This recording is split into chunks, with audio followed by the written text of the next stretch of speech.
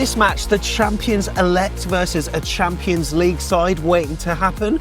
We're not getting carried away, honestly, but Bournemouth are in sparkling form at the moment.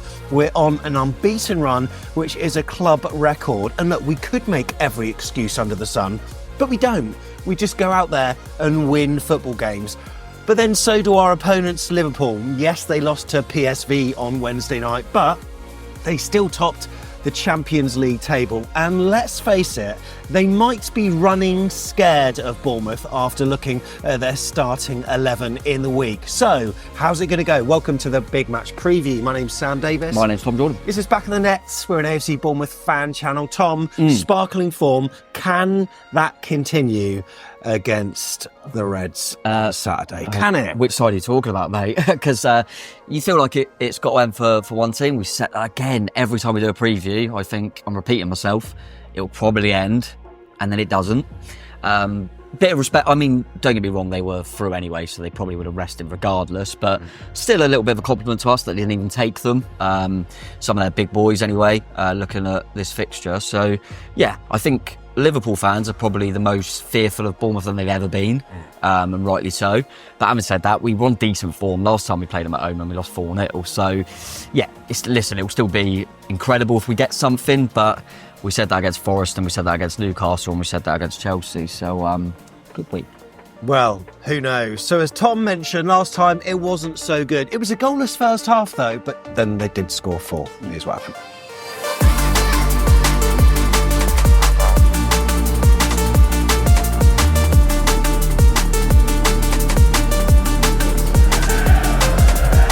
Shit.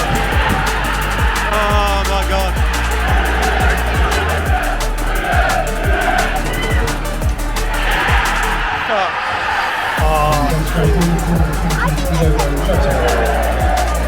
Oh my God, does that happen again? That's the second time this season where we've jeered a missed kick or a missed control only for them to score straight afterwards. Oh my God. Wow, Nunes again. Panicked, I think I'm done. Yeah, so holding them 0-0 at half-time was pretty damn good, Tom. But then a double for Nunes. And Jota. 2 for Jota as well. Yeah. And, 4-0 to Liverpool. That was all right for them. Yeah, it was, they were just far too good. And then obviously at their place, what did you think about this game this season? At their place, because a lot of people, which I get, because you look at the scoreline, are saying this is the only team that have really just dominated us this season and beat us 3-0. I disagree. I think I was saying to John on the Anfield Wrap, I'm on his preview, and I said it's funny the way that matches swing based on how clinical you are. Yeah. Obviously, we had 16 shots against Forest, and we pretty much converted a third of them. Yeah. Whereas at Liverpool, I think we had 19 shots, and of course, we didn't score at all. We did score a VAR disallowed goal, did we? Semenyo, as always seems to be the case. Yeah, Semenyo just offside, I believe. But yeah, it was, and I think it was who's obviously in great form at the moment, but it was a bit of a Capoeira one that he came rushing out and couldn't get to it. And when the game was on a knife edge and they took the lead, and it kind of felt like then, okay, they've just kicked on now. But, you know, you take that away, who knows? I mean, the difference was clinicality. They hurt us when they got the opportunity. We didn't hurt them. But in terms of the actual game and the statistics, there wasn't a lot in the game. No, there wasn't. They just finished their dinner. And it's always difficult to score against them because they got the 2 best centre-halves, I think, around as a partnership. Ours ain't bad, but Konate and Van Dijk, I mean, it's impressive to have as many attempts as we did. But yeah, we've got to be more clinical. And to be fair, at this point in the season, it's the most clinical we've been. So they're a team in transition, or so we thought at the start of the season. Obviously, Richard Hughes is there now, up in the gods, looking down on what's going on and sorting out players. He's director of football there, is he? Part of a recruitment team, of course, and a lot of Liverpool fans were chastising him at the start of the season for not really signing many. I think Chiesa was the only player they got in. He's barely even featured. But with Arne Slot in the door, taking over from Jurgen Klopp, it was always wondered how he was going to do. Can he carry on Jurgen Klopp's legacy? And if we look at the league table, well, he certainly has. everyone else has just not been up to their level this season. Manchester City would usually be that team. Arsenal would be up there, and whilst they're only 6 points apart, yes, Liverpool got a game in hand.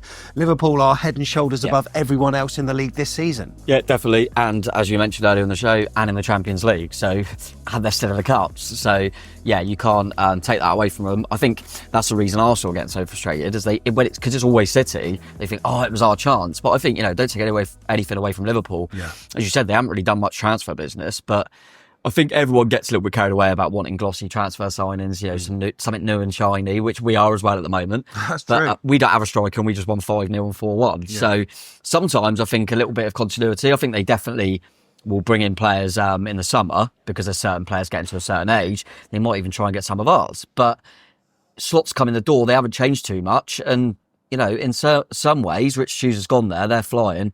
Are we winning the league? Do you know what I mean? Because we just gave them Rich Hughes and look at them now. But no, I think sometimes you just got to trust the manager, and they have. And I think I thought they'd do really well to get back third, something like that. I thought that'd be really good for them. But at the moment, they're going to win the league. It'd be tough to argue against them in the Champions League. They'll certainly be one of the favourites. I would still, obviously, on a knife edge in terms of the next leg of the EFL Cup. Yeah. But I expect them to win that and expect them to be the favourites. They're going to be one of the favourites in the FA Cup. So, you look at it now, they're literally going to be one of the favourites in every competition. It's incredible, really. So, yeah, remarkable, really. But as I've always said, I think they need to make sure Van Dijk don't get injured and Salah don't get injured. I almost feel sorry for Jurgen. Now, I know that Jurgen left... Was he holding them back? Was he holding them back? But you know what? Whilst Pep was on his A game, he was fighting to be up there with him, and was so close on many. The first season that Pep slightly drops. Yeah, he's not here. He's not even there. Must pulling his hair out. But look, for AFC Bournemouth, we're 7th in the table, as you just saw, and we're currently on a points per game ratio target of 66 points. What? Which is pretty phenomenal. By the way, in terms of 4 managers that have won the title on their debut season with the club. Oh. Jose Mourinho, who did it for Chelsea. Also, Carlo Ancelotti. Pellegrini with Manchester City. And then Conte, again with Chelsea in 2016-17. Arne Slot, of course, could be adding his name to that list. Here's the form table then. This is going over the last 10, where, look at us. Look at us, we're third. Oh, it's unbelievable. We're phenomenal. Newcastle second. Liverpool, though, superb, really, with in first place with a goal difference of plus 17. But Bournemouth's plus 14 isn't bad, mate. And I've been looking on a few Liverpool forums over the last couple of days, and obviously they've been talking about the PSV game, but they've also been looking at this one, and they call it a statement if they beat Bournemouth. That probably shows, that sentence alone probably shows how far we've come here. Yeah. And form table obviously shows that. And yeah, I guess from Liverpool's perspective, obviously it's hard for us because we're like, what? Of course you're going to beat Bournemouth. But like from Liverpool's perspective, they're, as we said, they're cruising and everything. And it's basically try not to slip up, isn't it, really, with Arsenal there. And if you're looking at the form table, you go, well, Bournemouth away is one of the tough ones. And Arsenal fans will be going, ooh, which is mental. But it is true. So, yeah, I think my only concern about that is that they'll be right on it rather than going, we'll turn up here and win like we always do. This will be, one where they're really focused. But they rested loads of players the week, but I still like the fact that they lost the game. Yeah, I know they didn't have barely any of the players that play. I think there was maybe Robertson, maybe Gakpo, I think maybe played, but it's basically youngsters and they had a sending off. But it's good that they lost the game because they've only lost one. Wouldn't you rather that they just won it and had that complacency, though? Because I don't think I think that. Yeah, I know what you're saying, but I don't think resting their players beating PSV would make them complacent. No. I just like the fact they've got they can still be beat. Yeah. But I think adding Van Dijk and Salah to the team might help them. People on YouTube have just seen the final Champions League table. What do you make of that format? I like it. Enjoyed it? Yeah, I mean certainly the last match week that we had on Wednesday made it interesting. 18 games at once. Did you get through many of them? No, but there wasn't. I was basically just watching Villa and then I wasn't sure what I was going to do, and then obviously thought I'm sticking with this. It was quite a good game, but I think there's always teams like there were in this one that are out or are through, which is the same in the group stage. But teams like Manchester City is the obvious one, who are now got to have a playoff. They would never have the fixtures they had normally. They just win the group easy, and now they got to go for a playoff. And you look at teams like Lille have gone through, so. Yeah, I quite like it. Definitely. Nice little mix-up, because I think the Champions League can get a bit boring because you just win your own games and the big boys always win it. So, yeah, I quite like it. We're at the QP, as you can see, the courtroom at the QP, no less, which is home of the £10 roast on a Sunday. Although £9. Tom pays £9 because he's a season ticket holder. But it's the home of Cherries fans on a match day as well. So we implore you to get down at the weekend and enjoy some pre-match beverages. For every beverage that you do purchase, you get a little raffle ticket. Keep hold of all of them. And there's a friend of ours that's testament to why you should keep hold of them, because after the game, he came back and they drew some numbers. Who was it? Steve Hensman. 50 quid? 50 quid for Hensman, yeah. Which Adam tried to take, Did saying that it was in, but I think so. Hopefully Adam's got his lot out of that. But yeah, no, it was good in there as well. After a win, it's brilliant. I'll tell you what, if we don't lose to Liverpool, I ain't leaving there till they tell me to. And it's £100 first prize, £50 second prize. So make sure you keep your raffle tickets together. Come back afterwards, and Joe, the landlord, will do the draw. We have got a competition at the end of the show by predicting the score, a roast dinner for 4 people at the QP. And this being the courtroom, by the way, you can hire it for any one of your events. Just look at all the details down below. If you're a Back of the Net subscriber, it's free for you to do so. If you're brand new here, there's a couple of things you can do to really help us out as well. Yeah, click the like button. Really appreciate that one. Big fat subscribe one is the most important to do that. And if you click the bell, you'll see all the content that's coming out. It'll give you a little reminder straight after the game, the reaction. Say what, it's going to be absolutely bouncing out there after a win. And then, obviously got the vlog out on the Sunday, of course, that Sammy will get straight on. And then we'll dive into a bit of a second lookie on Monday. And maybe I think it's transfer deadline day as well, isn't it? So you might even get a bit of that as well if you're lucky. It's going to be a weird feeling doing the fan cams if we don't get a result and we lose the game. Yeah, it's been so long, isn't it? Losing their shit. I don't know. It's going to be so bizarre. What a feeling to have. We cannot remember what it's like. Right, let's check out Liverpool's recent results then. It's quite interesting. I was looking since the 18th of December. They've played 12 games. We've only played 8. So, and they've been in action a hell of a lot more than we have. Obviously, Carabao Cup, Champions League as well. But let's check out the results starting at the turn of the year with a game against Manchester United on the 5th of January, which I thought that they would just have to turn up and get the 3 points. I think I saw at one point I can't remember if it was just Man U to win, but it was something like Man U to win was like the same odds as like 6-0 Liverpool. Something ridiculous, because obviously the form of the two sides. But United turned up and done all right on the day, 2-2 draw, and still couldn't beat them. But I was surprised because Man U, we all beat Man United. The Tottenham game was very strange in the League Cup, but they kept it 1-0, go back to Anfield. I think everyone still would say Liverpool favourites. Managed to turn over Accrington.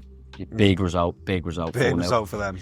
Couldn't beat Forest. No. Some of us can. Only team they haven't been able to beat because they lost them earlier this season, didn't they, at Anfield? But 1-1 draw. But it was mad that because it wasn't that surprising. Forest in such good form, and you need someone really special to go out there and give Forest a game.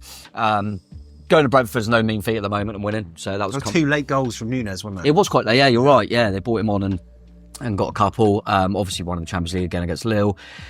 Beat Ipswich quite comfortably, and then obviously rested everyone and lost in the week. But I think when they need to get results, they seem to be pretty formidable. Let's check out our head-to-head then. Obviously, we have not won as many games as we've lost in all our home games against Liverpool. Bournemouth have won 2, drawn 0, lost 5 in all competitions. This is everywhere you go. 1-2, drawn 3, lost 18. Can you relive our 2 wins against Liverpool at home? Go on then. Score and scorers. Oh, God, okay. Right, so we beat them 1-0 with Super Gazzo nil. Yeah. And that was billing, wasn't it? Yeah, that was the most recent one. But what about... And Salah missed a penalty. He did, yeah. At the 4-3. Yeah. Cracking game. Right, hang on, I'm going to try and get them all. I can't remember all... Did Mane open the scoring? I can't remember. Liverpool I was trying to. I remember the Origi goal, that's why. Do you remember when Origi, that was the 2-0 goal. So they were 2-0 up. We pulled one back. Who got the first one? Was that the pen? I think it was. Yes, Fraser come on. Kind of changed the game.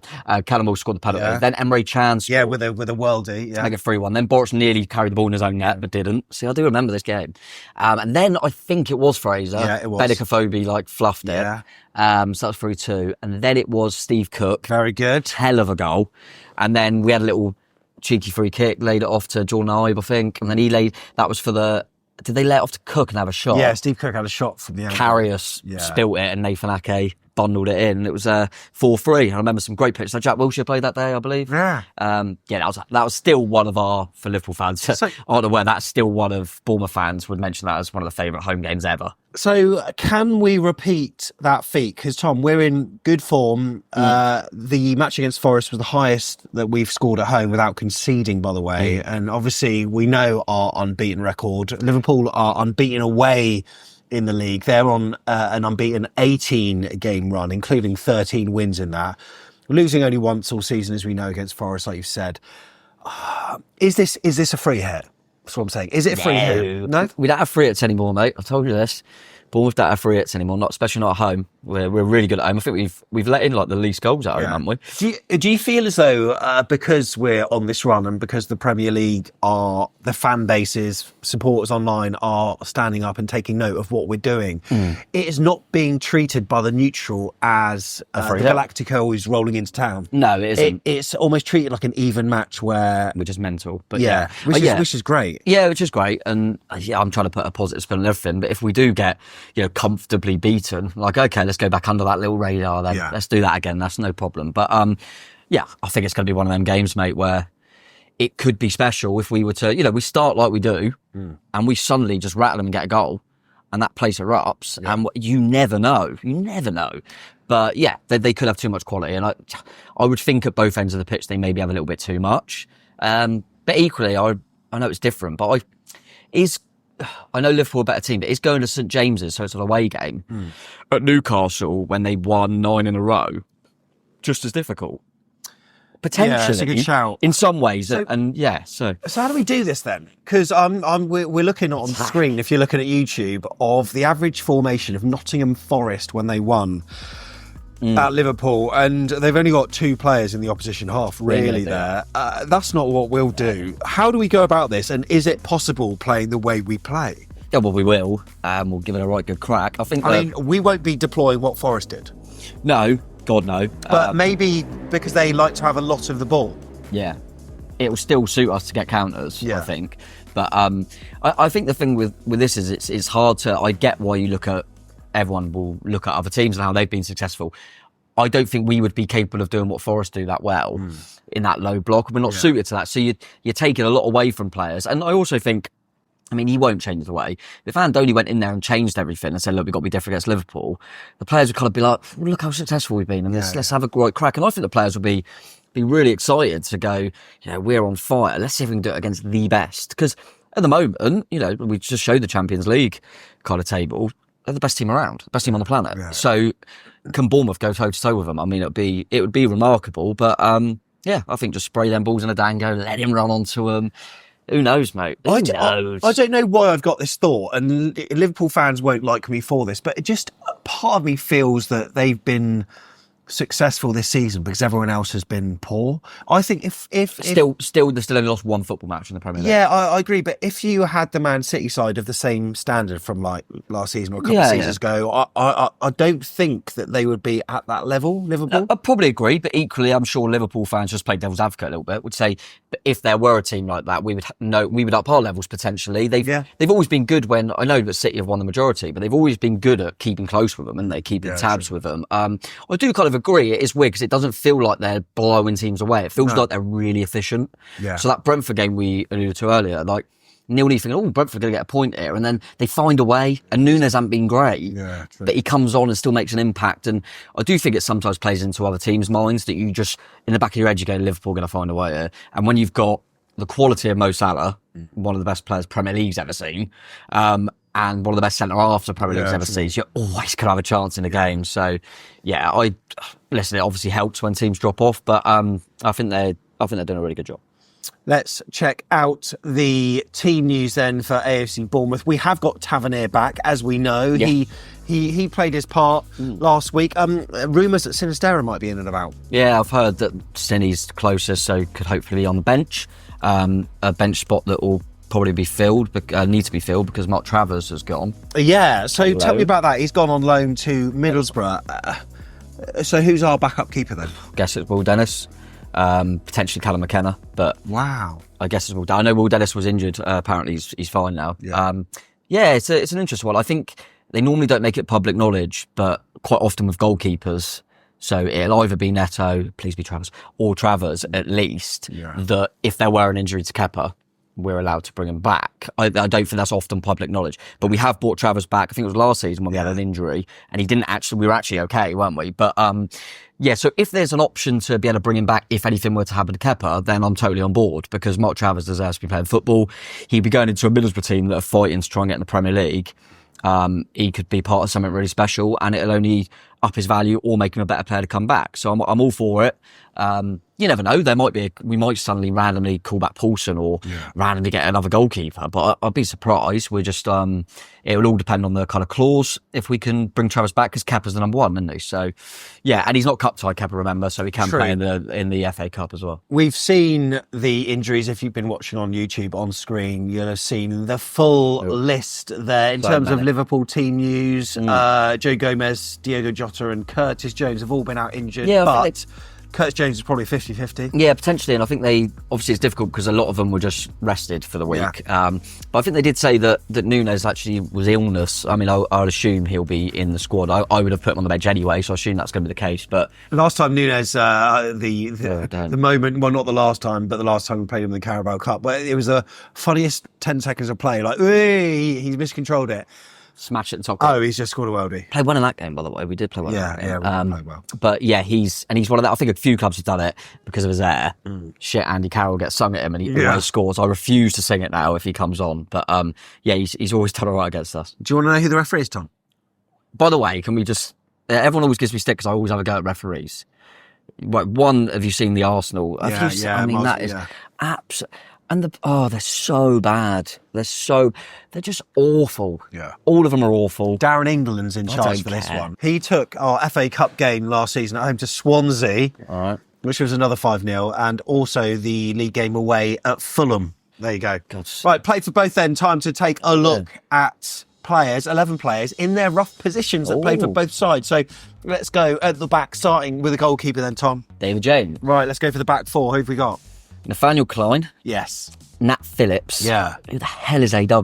He's back in the late 80s, early 90s. Give me AW, because I don't know. Alex Watson. Never heard of him. Have you not? No, maybe a Watson. Brad Smith. Yeah, we paid what, $6 million for him? The worst bit of business I think Eddie Howe ever did. $6 million for Brad Smith. It's terrible. Midfield, Jamie Redknapp. Yes. Harry Wilson. Yes. Jordan Knight. Yes. Who's, I think, just got a club, by the way. He has, Hungerford. That's it. Yeah, so I hope he gets back to playing football. Yeah. AL. Oh, Adam Lallana. Of course, well done. Dom Solanke, Danny Ings. Not bad. Any more names, let us know in the comments. We'd love to hear. Yeah, I can't think of any more. Top for both. I'm sure there'll be a few. Actually, do you remember the lad we had on loan called Laurie Dalla Valle? He was there. And I think there was like a Lingfield, or there was another striker we had on loan. Craig Lingfield. I can't remember. Oh my God. Do you remember? There was some sort of... Because we did used to get some of their youngsters on loan, so there's probably a few. But yeah, definitely. Laurie Dalla Valle. Well, I think he's a photographer now. What a player. We'll take a look at Matt's stats. He takes a look at the form of both sides. So the last 4 league games for Liverpool, you can see it on screen if you're watching YouTube. 2 home games against Man U and Ipswich, 2 away, Forest and Brentford. Liverpool gained 8 points, although they're comfortably the better team in all 4 games. So this is probably underachieving. So Liverpool have been underperforming against XG values in this period. They've been sharing out the goals all over, which... is a concern. Liverpool have had 6 goal scorers in the last 4. Gakpo with 3, Salah 2, Nunes 2, and also 2 players with 1 goal as well. The average positions of the starting lineups. Tom, just take a look at these in the last 4. Liverpool seem to press high regardless of the opposition. Look at that. I mean, not often do they have players in their own half, apart from the keeper, maybe 1 or 2 defenders. They don't. Try to spin a positive on it. Can you imagine if they press like that and then we send the ball to a Semenyo, a Kluivert, a Dango? So they're going to be more nervous of our transition, therefore might be holding players back a little bit. They'll probably park the Barcelona low block. No, they definitely won't. But yeah, it'll be... I'm not being funny. When you've got Virgil van Dijk in particular, but also Konate, you can afford to do that, mate. You can afford to play that high. Yeah, just Rolls Royce at the back. So hopefully we can cause them some problems. Though we have before, more Van Dijk in his Scummers days, but We have caused them problems before. Over the last 4 games, Liverpool have had significantly more attempts on goal, but big chances are more similar. AFC Bournemouth have been more clinical, scoring more goals than Liverpool. Mental. They've conceded far fewer goal attempts, Liverpool, per game, although big chances conceded are the same, with Cherries conceding 1 fewer goals. So good, by the way. It's probably going to end at the weekend. It might not. It's probably definitely going to end. But so we need to just relish in it a little bit. I don't want to play this game. So I just want to enjoy it. I mean, we were saying before Forest, I don't want this game because I really enjoy the Newcastle. Bloody hell. I don't know about you, but my YouTube feed is just, like when I go on the homepage, it's just full of videos on Andoni from random people. I know. I hate the way he's being like flagged up like this. Like, we knew. Just let him settle. Anyway, let's predict the teams. Come on. Right, Tom's got the 4-2-3-1 for AFC Bournemouth then. I spot that there aren't many, if any, changes, Tom. I mean, what can you do at the moment? One with the injuries, but also with the form, so yeah. The only thing you can do is bring Tav on to start, maybe? Yeah, potentially, or the one he hasn't done, to be fair, but is like a Jemison at least. But yeah, I'd be surprised. Like I say, we haven't got too many options. Is this similar to Forest in terms of the first goal is crucial, or not so much for Liverpool? I mean, obviously, I think in every game, I think the difference with the Forest one was more that we knew they would sit deep, so that's why it was important. And they doesn't change the way they play. Liverpool won't change the way they play. They play. 1-0 down or 1-0 up. No, I think it's just more get the crowd involved, get everyone thinking, here we go. Give them something to, like anyone, when you're the smaller team, if you can get the first goal, it kind of gives you something to hang on to, and we've been good at the back. So, but yeah, I can't, as you said, mate, Tav maybe.